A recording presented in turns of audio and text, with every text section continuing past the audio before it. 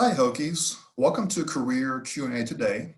My name is Jonathan Byers, and I'm one of the career advisors in the Office of Career and Professional Development.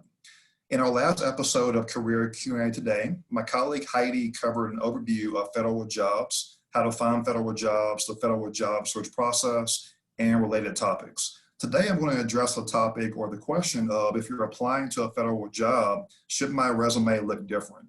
So typically when you're applying for a regular job, your resume should be no more than 1 or 2 pages. But if you're applying to a federal position, your resume can be a little bit longer. It could be anywhere from 3 to 4 pages. What I'm going to do now is show you a federal resume example by going to our website and kind of give you an idea of how you can make your federal resume different.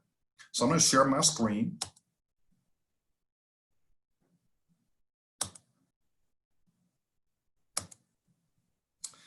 And actually, if you go back to our main website, so if you go to our main website for Career and Professional Development, in the middle of the page, you'll see a portal for job search under guides. Hit that portal for job search. This goes into our job and internship search guide. On the left-hand side of the page, you'll see a listing of different job search resources. At the very bottom, you'll see a link for federal job search. I'm going to click that. And this will go to our federal job search page. So we have everything here related to finding a federal job. And as you can see, we have 2 of us on our current federal job search team, myself and Heidi Gilbert. And then we have different resource links for different areas about federal jobs. One of these links does relate to federal resumes and how to apply. So one option can be you can use USA Jobs and use the resume builder feature to create a federal resume as one option. Or you can actually upload your own federal resume by using Microsoft Word and creating your own federal resume format. And then here we have 4 different resumes featured. I'm going to pull up one of these to kind of give you an example of a federal resume.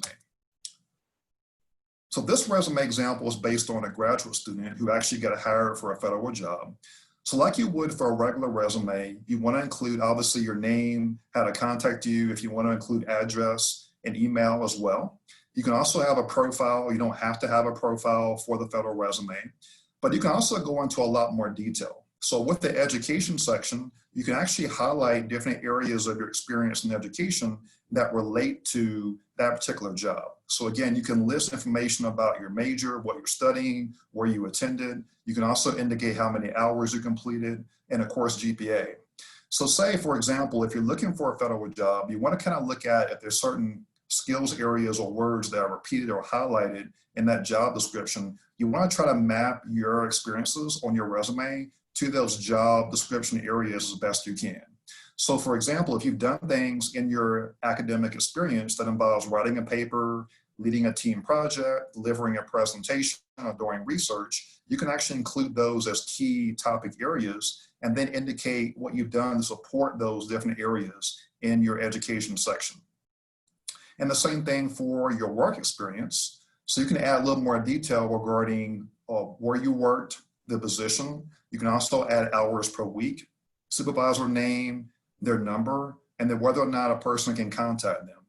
And then you see how this person here also has key skills areas that are highlighted or topic areas. So these most likely are topics or skills or competencies that relate to that actual job description and application that again are highlighted or bolded or featured, maybe in the preferred qualifications or regular qualifications. So you can put those skills areas in all caps, and they can use this kind of newer trend or version of a short paragraph format to support what you have done under that skills area regarding what you did in that experience. You can use the short paragraph format, or you can use bullet points. Either one is fine.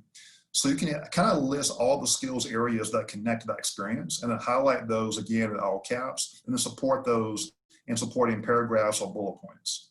You can also highlight key accomplishments. So if you had any impact with that organization regarding their budget or to help them move forward based on your role, you can also have a key accomplishment section as well too.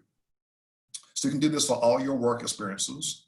You can also highlight again, extracurricular involvement, volunteer activities, volunteer experience, leadership experience in kind of the same way as well too. If you've done any trainings, if you belong to any professional organizations, obviously you can also highlight skills like you would for a regular resume, language skills and affiliations. So as you can see, this resume version is about 4 pages. So like I was saying earlier, you can definitely have a resume that's longer for the federal process. And you can include a lot more detail that adds to areas you can add to that job or skills that you feel you can bring to that job position. So I'm gonna stop my screen share. If you have more questions about this topic, feel free to make an appointment with Heidi or myself as one of the federal career advisors. If you have questions about other topics, feel free to make an appointment through our platform Handshake by going to our website at career.vt.edu and making an appointment through our platform Handshake with a career advisor either right now or in the future. If you have another question you want to submit for career Q&A today, you can actually put that in the comment box, or you can send an email to our office at cpd@vt.edu. Thank you for your time today. Enjoy the rest of your day. Have a great week.